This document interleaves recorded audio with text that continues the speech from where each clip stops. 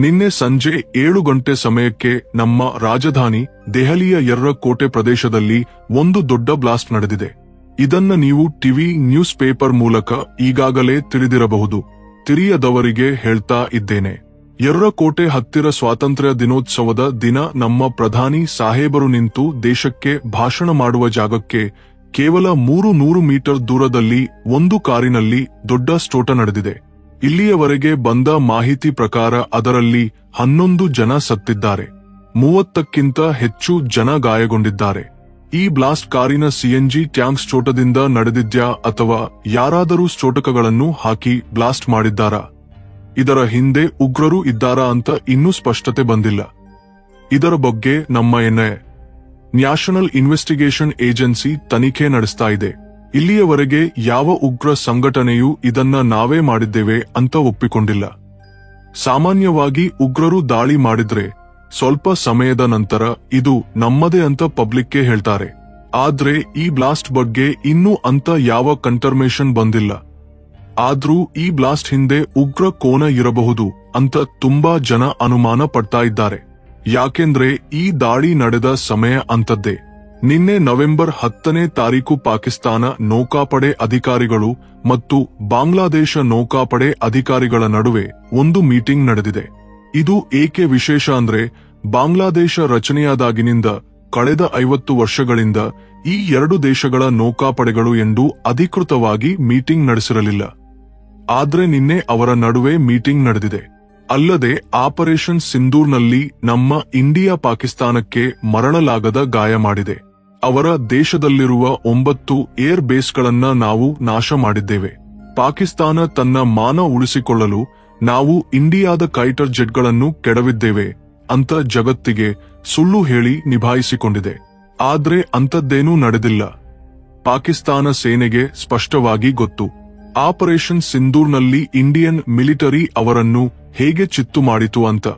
ಆದ್ರೆ ಈ ಪಾಕಿಸ್ತಾನ ನಮ್ಮ ಇಂಡಿಯಾ ಮೇಲೆ ನೇರವಾಗಿ ಯುದ್ಧಕ್ಕೆ ಬಂದು ಗೆಲ್ಲುವ ಚಾನ್ಸ್ ಶೂನ್ಯ. ಅವರ ಸೇನೆ ನಮ್ಮ ಸೇನೆಗೆ ಸಾಲದು. ನಮ್ಮ ಬಳಿ ಇರುವ ಅಡ್ವಾನ್ಸ್ಡ್ ವೆಪನ್ಸ್ ಮತ್ತು ಟೆಕ್ನಾಲಜಿಗೆ ಅವರು ಸಾಲದು. ಆದ್ದರಿಂದ ಈ ಚಿಕ್ಕ ಪಾಕಿಸ್ತಾನ ಖಂಡಿತ ಆಪರೇಷನ್ ಸಿಂಧೂರ್ಗೆ ಪ್ರತೀಕಾರ ತೀರಿಸಿಕೊಳ್ಳಲು ಇಂಥ ಕೀಳು ಕೆಲಸ ಮಾಡುತ್ತೆ ಅಂತ ಎಲ್ಲರಿಗೂ ಮೊದಲೇ ಅನುಮಾನ ಇತ್ತು. ಆದ್ದರಿಂದ ಈಗ ಈ ಘಟನೆ ನೋಡಿ ಇದರ ಹಿಂದೆ ಪಾಕಿಸ್ತಾನ ಇರಬಹುದು ಅಂತ ಅನುಮಾನಗಳು ಹೆಚ್ಚಾಗಿವೆ. ಅಲ್ಲದೆ ಈ ಬ್ಲಾಸ್ಟ್ ಹಿಂದೆ ಪಾಕಿಸ್ತಾನ ಇರಬಹುದು ಅಂತ ಅನುಮಾನವನ್ನು ಇನ್ನಷ್ಟು ಬಲಪಡಿಸುವ ಕೆಲವು ಘಟನೆಗಳು ನಿನ್ನೆಯೇ ನಡೆದಿವೆ. ಜಮ್ಮು ಕಾಶ್ಮೀರದಲ್ಲಿ ಒಬ್ಬ ಡಾಕ್ಟರ್, ಹೆಸರು ಆದಿಲ್ ಅಹ್ಮದ್, ಇವನನ್ನು ಜಮ್ಮು ಕಾಶ್ಮೀರ ಪೊಲೀಸರು ನಿನ್ನೆ ಬಂಧಿಸಿದ್ದಾರೆ. ಯಾಕೆಂದ್ರೆ ಇವನ ಬಳಿ ಸುಮಾರು 360 ಕೆಜಿ ಸ್ಫೋಟಕಗಳು ಇದ್ದವು. ಅಲ್ಲದೆ AK-47 ಲಾಂಟಿ ಅಪಾಯಕಾರಿ ವೆಪನ್ಸ್ ಕೂಡ ಸಿಕ್ಕಿದವು. ಆದ್ರೆ ಜಮ್ಮು ಕಾಶ್ಮೀರ ಪೊಲೀಸರು ಇವನನ್ನು ಹಿಡಿದು ತಮ್ಮ ಸ್ಟೈಲ್ನಲ್ಲಿ ತನಿಖೆ ಮಾಡಿದ್ರೆ ಇವನು ಮತ್ತೊಬ್ಬನ ಹೆಸರು ಹೇಳಿದ. ಆಶ್ಚರ್ಯ ಏನೆಂದ್ರೆ ಅವನು ಕೂಡ ಒಬ್ಬ ಡಾಕ್ಟರ್, ಹೆಸರು ಮದ್ಮಿಲ್ ಶಕೀಲ್.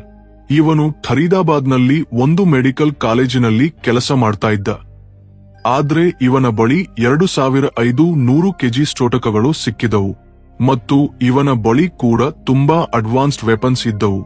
ಇವರು ಪಾಕಿಸ್ತಾನಕ್ಕೆ ಸೇರಿದ ಜೈಷ್-ಇ ಮೊಹಮ್ಮದ್ ಉಗ್ರ ಸಂಘಟನೆಯೊಂದಿಗೆ ಸಂಪರ್ಕದಲ್ಲಿದ್ದು ಅವರ ಸೂಚನೆ ಮೇಲೆ ಇಂಡಿಯಾದಲ್ಲಿ ವಿವಿಧ ಸ್ಥಳಗಳಲ್ಲಿ ಸ್ಫೋಟ ಮಾಡಲು ಯೋಜನೆ ಮಾಡ್ತಾ ಇದ್ದರು.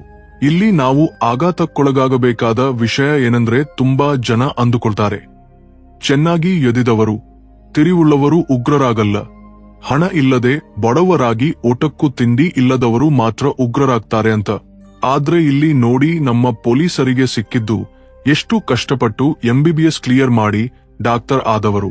ಡಾಕ್ಟರ್ಗಳೇ ಉಗ್ರರಾಗಿ ಮಾರ್ಪಟ್ಟಿದ್ದಾರೆ ಅಂದ್ರೆ ಸಮಸ್ಯೆ ಬಡತನದಲ್ಲಿ ಅಲ್ಲ, ಅವರ ಐಡಿಯಾಲಜಿಯಲ್ಲಿ ಇದೆ, ಅವರ ಮನಸ್ಸಿನಲ್ಲಿ ಇದೆ, ಬಾಲ್ಯದಿಂದಲೇ ಕಲಿಸುವ ವಿಷಯಗಳಲ್ಲಿ ಇದೆ. ಇಲ್ಲಿ ಮುಗಿದೀತು ಅಂತ ಅಂದುಕೋಬೇಡಿ. ಇನ್ನೊಬ್ಬ ಡಾಕ್ಟರ್ ಕೂಡ ಸಿಕ್ಕಿದ. ಇವನ ಹೆಸರು ಅಹ್ಮದ್. ಇವನು ನಮ್ಮ ಹೈದರಾಬಾದ್ಗೆ ಸೇರಿದ. ಇವನು ಏನು ಮಾಡ್ತಾ ಇದ್ದ ಅಂದ್ರೆ ಕ್ಯಾಸ್ಟರ್ ಆಯಿಲ್ ಬಳಸಿ ಒಂದು ಬಹಳ ಅಪಾಯಕಾರಿ ವಿಷವಾದ ರಿಸಿನ್ ತಯಾರು ಮಾಡ್ತಾ ಇದ್ದ. ಇವನ ಬಳಿ ಸುಮಾರು 4 ಕೆಜಿ ರಿಸಿನ್ ಸಿಕ್ಕಿದೆ. ರಿಸಿನ್ ಅಂದ್ರೆ ಇದು ಸೈನೈಡ್ಗಿಂತ ಸುಮಾರು 6000 ಪಟ್ಟು ಅತ್ಯಂತ ಅಪಾಯಕಾರಿ. ಇದನ್ನು ತೆಗೆದುಕೊಂಡ್ರೆ ಮನುಷ್ಯ ಸಾಯುವುದು ಖಚಿತ. ಇದಕ್ಕೆ ಯಾವ ಔಷಧಿ ಇಲ್ಲ. ಇವನ ಬಳಿ ಸಿಕ್ಕ ರಿಸಿನ್ನಿಂದ ಸಾವಿರಾರು ಜನರನ್ನು ಕೊಲ್ಲಬಹುದು.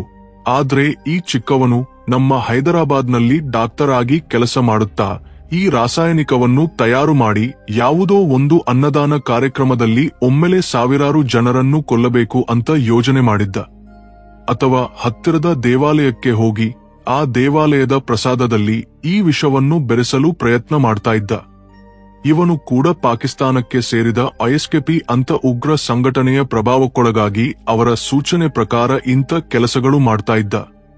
ಪ್ರಾಣ ಉಳಿಸುವ ಡಾಕ್ಟರ್ಗಳೇ ಇಂಥ ಉಗ್ರರಾಗಿ ಮಾರ್ಪಟ್ಟಿದ್ದಾರೆ ಅಂದ್ರೆ ಯಾರನ್ನೂ ನಂಬಲಾಗದ ಸ್ಥಿತಿ. ಇಂಥ ಡಾಕ್ಟರ್ಗಳ ಬಳಿ ಸಾಮಾನ್ಯ ಜನರು ಸುರಕ್ಷಿತರಲ್ಲ. ಚಿಕಿತ್ಸೆ ಹೆಸರಲ್ಲಿ ಇಂಥವರು ತಮ್ಮ ಬಳಿ ಬರುವ ರೋಗಿಗಳಿಗೆ ವಿಷ ನೀಡಿ ಕೊಲ್ಲಬಹುದು.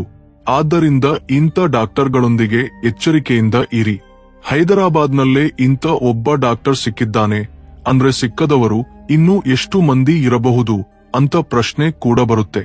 ಆದ್ದರಿಂದ ಜನರೇ, ಸ್ವಲ್ಪ ಎಚ್ಚರಿಕೆಯಿಂದ ಇರಿ. ನೀವು ಯಾರ ಬಳಿಗೆ ಹೋಗ್ತಾ ಇದ್ದೀರಿ, ಆ ಡಾಕ್ಟರ್ ಯಾರು, ಅವನ ಬ್ಯಾಕ್ಗ್ರೌಂಡ್ ಏನು ಅಂತ ಸ್ವಲ್ಪ ತಿಳಿದುಕೊಳ್ಳಿ. ಅಲ್ಲದೆ ಹೊರಗೆ ಎಲ್ಲಿ ಬಿದ್ದರೂ ಅನ್ನದಾನಕ್ಕೆ ಹೋಗಬೇಡಿ. ಅಂಥ ಸ್ಥಳದಲ್ಲೂ ವಿಷ ನಿಂದಿದ ಅನ್ನವನ್ನು ಇಡುವ ಪ್ರಯತ್ನ ಮಾಡ್ತಾ ಇದ್ದಾರೆ. ಇನ್ನು ಮುಖ್ಯ ವಿಷಯಕ್ಕೆ ಬಂದ್ರೆ, ಈ ಡಾಕ್ಟರ್ಗಳಾಗಿ ಕೆಲಸ ಮಾಡುತ್ತಿರುವ ಉಗ್ರರು ಸಿಕ್ಕಿದ ದಿನವೇ ದೆಹಲಿಯಲ್ಲಿ ಈ ಬ್ಲಾಸ್ಟ್ ನಡೆದಿದೆ ಅಂತ ನೋಡಿದ್ರೆ ಈ ಸ್ಫೋಟಕ್ಕೂ ಈ ಉಗ್ರರಿಗೂ ಯಾವುದೋ ಸಂಪರ್ಕ ಇರಬಹುದು. ಇದೆಲ್ಲವೂ ಒಂದು ದೊಡ್ಡ ಆಪರೇಷನ್ನ ಭಾಗವಾಗಿರಬಹುದು ಅಂತ ಅನುಮಾನ ಬರುತ್ತೆ. ಮತ್ತೆ ಹೇಳ್ತಾ ಇದ್ದೇನೆ, ಇಲ್ಲಿಯವರೆಗೆ ದೆಹಲಿಯಲ್ಲಿ ನಡೆದ ಈ ಸ್ಫೋಟದ ಹಿಂದೆ ಉಗ್ರರು ಇದ್ದಾರಾ ಅಂತ ಕನ್ಫರ್ಮ್ ಆಗಿಲ್ಲ.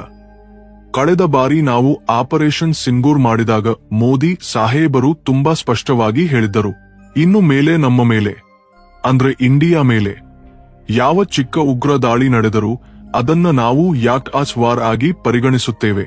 ಅಂದ್ರೆ ಯಾವ ವಾರ್ನಿಂಗ್ ಇಲ್ಲದೆ ನೇರವಾಗಿ ನಿಮ್ಮ ಮೇಲೆ ಯುದ್ಧಕ್ಕೆ ಬರುತ್ತೇವೆ ಅಂತ ಪಾಕಿಸ್ತಾನಕ್ಕೂ ಮತ್ತು ಜಗತ್ತಿಗೂ ಸ್ಪಷ್ಟವಾಗಿ ಹೇಳಿದ್ದರು. ಆದ್ದರಿಂದ ಈಗ ಪಶ್ಚಿಮ ದೇಶಗಳು ಈ ಬ್ಲಾಸ್ಟ್ ಹಿಂದೆ ಪಾಕಿಸ್ತಾನ ಇದ್ಯಾ ಅಂತ ತುಂಬಾ ಆಸಕ್ತಿಯಿಂದ ನೋಡ್ತಾ ಇವೆ. ಯಾಕೆಂದ್ರೆ ಒಂದು ವೇಳೆ ಪಾಕಿಸ್ತಾನ ಇದೆ ಅಂತ ತಿಳಿದ್ರೆ ಈ ಬಾರಿ ಈ ಪಾಕಿಸ್ತಾನವನ್ನ ಮೋದಿ ಅವರಿಂದ ನಮ್ಮ ಇಂಡಿಯಾದಿಂದ ಯಾರೂ ಉಳಿಸಲಾರರು. ಈವನ್ ಟ್ರಂಪ್ ಕೂಡ ಏನೂ ಮಾಡಲಾರ. ಯಾಕೆಂದ್ರೆ ಟ್ರಂಪ್ ಈಗಾಗಲೇ ನಮ್ಮ ಇಂಡಿಯಾ ಮೇಲೆ ಏನೆಲ್ಲ ಮಾಡಬಹುದೋ ಅದೆಲ್ಲ ಮಾಡಿದ್ದಾರೆ. ಕ್ಯಾರಿಕ್ಲು ಹಾಕಿ ಪಾಕಿಸ್ತಾನಕ್ಕೆ ಬೆಂಬಲ ನೀಡಿ ಎಲ್ಲ ರೀತಿಯಲ್ಲಿ ನಮ್ಮ ದೇಶವನ್ನು ಒತ್ತಡಕ್ಕೆ ಒಳಪಡಿಸಿದ್ದಾರೆ.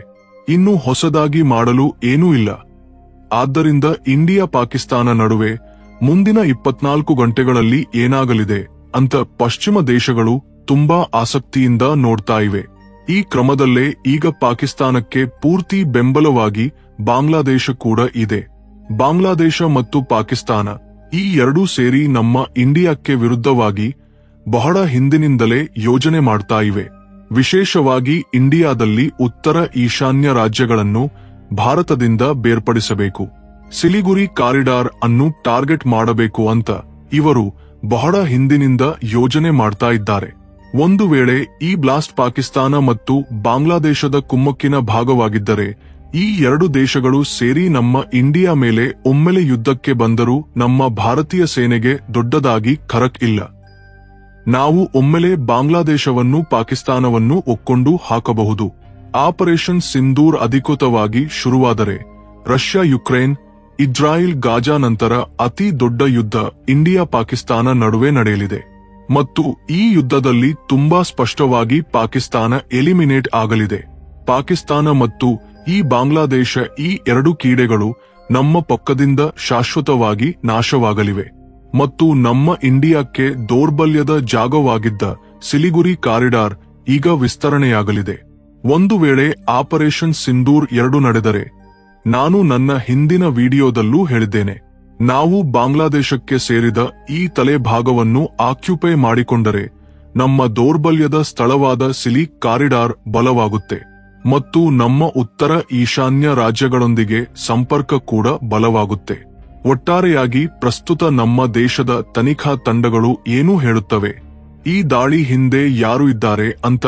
ಆ ಆಧಾರದ ಮೇಲೆ ಪಾಕಿಸ್ತಾನದ ಭವಿಷ್ಯ ಅವಲಂಬಿತವಾಗಿದೆ. ಮತ್ತೆ ಹೇಳ್ತಾ ಇದ್ದೇನೆ, ಇದರ ಹಿಂದೆ ಪಾಕಿಸ್ತಾನ ಇದೆ ಅಂತ ತಿಳಿದರೆ ಈ ಬಾರಿ ಪಾಕಿಸ್ತಾನವನ್ನ ಯಾರೂ ಉಳಿಸಲಾರರು. ಈ ಒಟ್ಟು ಸ್ಥಿತಿಗತಿ ಬಗ್ಗೆ ನೀವು ಏನಂದುಕೊಂಡಿದ್ದೀರಿ? ಇದರ ಹಿಂದೆ ಪಾಕಿಸ್ತಾನ ಇದ್ಯಾ? ನಮ್ಮ ದೇಶದಲ್ಲಿ ಇರುವ ಡಾಕ್ಟರ್ಗಳು ಉಗ್ರರೊಂದಿಗೆ ಸೇರಿ ಕೆಲಸ ಮಾಡ್ತಾ ಇರುವುದು. ಅವರನ್ನ ನಮ್ಮ ಪೊಲೀಸರು ಹಿಡಿದುದು. ಅವರ ಬಳಿ ಸಾವಿರಾರು ಕೆಜಿ ಸ್ಫೋಟಕಗಳು ಸಿಕ್ಕಿದುದು. ಅದೇ ಸಮಯದಲ್ಲಿ ದೆಹಲಿಯಲ್ಲಿ ಅತಿ ದೊಡ್ಡ ಬ್ಲಾಸ್ಟ್ ಆಗಿದುದು. ಇವೆಲ್ಲ ಕಾಕತಾಳೀಯವೇ ಅಥವಾ ಉಗ್ರರ ಯೋಜನೆಯ ಭಾಗವೇ? ನಿಮ್ಮ ಆಲೋಚನೆಗಳನ್ನ ಕೆಳಗೆ ಕಾಮೆಂಟ್ನಲ್ಲಿ ನಮಗೆ ತಿಳಿಸಿ. ನನ್ನ ಎಲ್ಲರಿಗೂ ವಿನಂತಿ ಏನಂದ್ರೆ, ನಮ್ಮ ತನಿಖೆ ಮುಗಿಯುವವರೆಗೂ ಈ ಬ್ಲಾಸ್ಟ್ ಹಿಂದೆ ಉಗ್ರರು ಇದ್ದಾರಾ ಅಂತ ತಿಳಿಯುವವರೆಗೂ ಎಚ್ಚರಿಕೆಯಿಂದ ಇರಿ. ಜನರು ಹೆಚ್ಚಾಗಿ ಗುಂಪು ಸೇರುವ ಸ್ಥಳಗಳಿಗೆ ಹೋಗಬೇಡಿ. ಅಲ್ಲದೆ ನಿಮ್ಗೆ ಯಾರಾದರೂ ಅನುಮಾನಾಸ್ಪದವಾಗಿ ಕಾಣಿಸಿದ್ರೆ ತಕ್ಷಣ ನಿಮ್ಮ ಹತ್ತಿರದ ಪೊಲೀಸ್ ಸ್ಟೇಷನ್ಗೆ ಮಾಹಿತಿ ನೀಡಿ. ಫ್ರೆಂಡ್ಸ್, ಈ ವಿಷಯಗಳು ಪ್ರತಿಯೊಬ್ಬರಿಗೂ ತಿಳಿಯುವಂತೆ ವಿಡಿಯೋವನ್ನು ಶೇರ್ ಮಾಡಿ. ಈ ವಿಷಯದ ಮೇಲೆ ಯಾವುದಾದರೂ ಮುಖ್ಯ ಅಪ್ಡೇಟ್ ಬಂದರೆ ಮತ್ತೊಂದು ವಿಡಿಯೋದೊಂದಿಗೆ ಮತ್ತೆ ನಿಮ್ಮ ಮುಂದೆ ಬರುತ್ತೇನೆ. ವಿಡಿಯೋ ಇಷ್ಟವಾದರೆ ಲೈಕ್ ಮಾಡಿ, ಸಬ್ಸ್ಕ್ರೈಬ್ ಮಾಡೋದನ್ನು ಮರೆಯಬೇಡಿ. ಮುಂದಿನ ವಿಡಿಯೋದಲ್ಲಿ ಇನ್ನೊಂದು ಆಸಕ್ತಿದಾಯಕ ಟಾಪಿಕ್ನೊಂದಿಗೆ ಮತ್ತೆ ಸಿಗೋಣ. ಜೈ ಹಿಂದ್ ಮತ್ತು ಜೈ ಭಾರತ್.